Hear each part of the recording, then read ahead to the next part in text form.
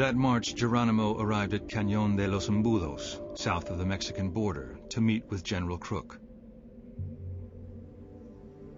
Surrounded by 24 armed Chiricahuas, he sat down to talk about terms for surrender. Beads of sweat rolled down his temples. "There are very few of my men left now," Geronimo said. "They have done some bad things, but I want them all rubbed out, and let us never speak of them again." Crook had orders to demand unconditional surrender from the Chiricahuas, but he knew that Geronimo would never agree. After several days of negotiating, Crook promised that if the Apaches spent 2 years in an East Coast prison, they could return to Arizona.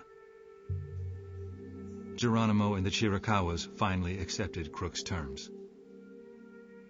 "I give myself up to you," Geronimo said. "Do with me what you please. Once I moved about like the wind. Now I surrender to you. And that is all."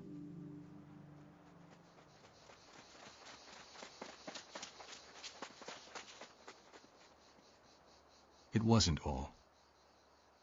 Geronimo has one last change of heart, one more vacillation, his always vacillating mind. How did he know this wasn't another double cross? 2 days later, as most of the Chiricahuas headed north with Crook, Geronimo led a group of 21 men, 14 women, and 6 children, mostly members of his family, into the night.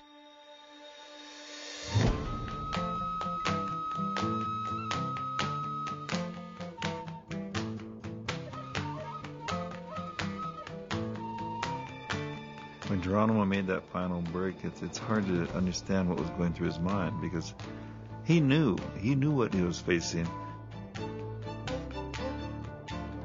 Maybe they wanted to go back for one more last look, to say thank you for all that this land has provided them. I don't think he had a coherent plan for a survival strategy that would last for another decade. He was an improviser. Geronimo took his band into New Mexico. "We were reckless for our lives," he later recalled, "for we felt every man's hand was against us. If we returned to the reservation, we would be put in prison and killed. If we stayed in Mexico, they would continue to send soldiers to fight us.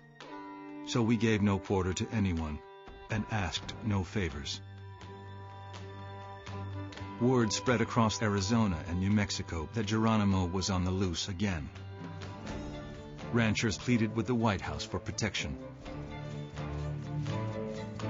"We are surrounded by Apaches," one wrote. "We have many small children and women with us.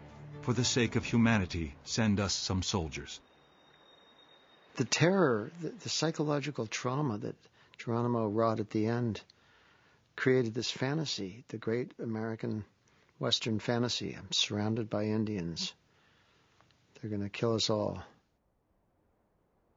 Incensed that Crook had allowed Geronimo to escape, federal officials removed him from his post. His replacement, General Nelson Miles, was a hardliner with little use for Crook's Apache scouts. Miles requested thousands of reinforcements to bring in the fleeing Chiricahuas. The Chiricahuas were a tricky group of people. Smart, wise decisions were made. The U.S. military hunted for them almost all over Arizona and on into Mexico, but they were chasing spirits.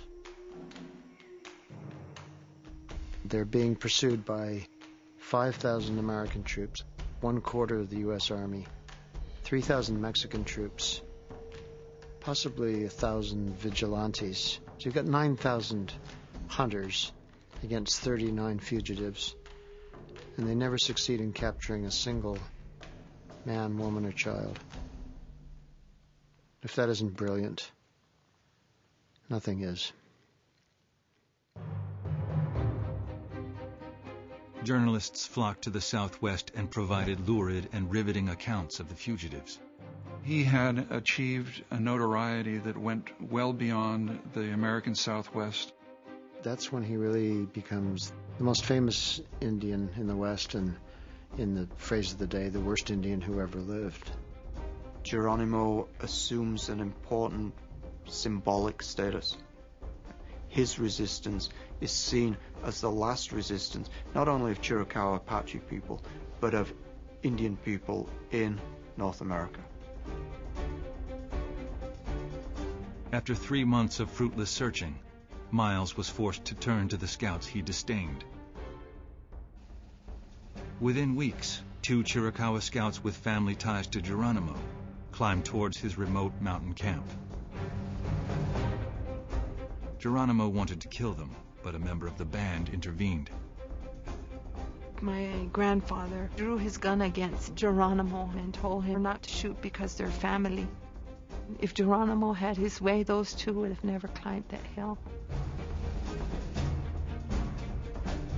The troops are coming after you from all over the United States, one of the scouts said. If you are awake at night and a rock rolls down the mountain or a stick breaks, you will be running.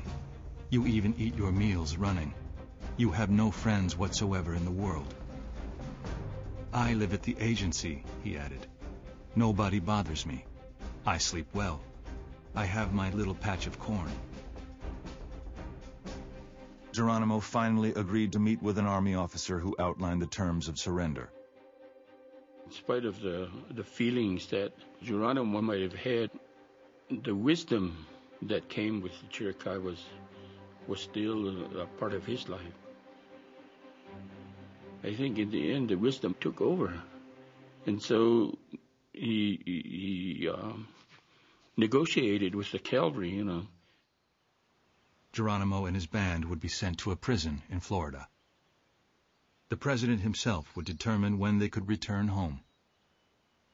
As the negotiations wore on, the Chiricahuas learned that the Americans had decided to deport their entire tribe. Even the scouts, and those living peacefully at Turkey Creek, would be sent to Florida. My wife and children have been captured, one of the men said. I love them and I want to be with them. The Chiricahuas began to surrender one by one. Geronimo was the last to give in.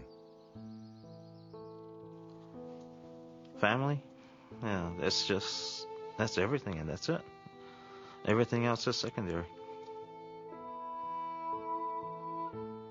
The whole of our history is primarily of parents and the children and the cousins and the aunts and uncles and grandparents and grandchildren.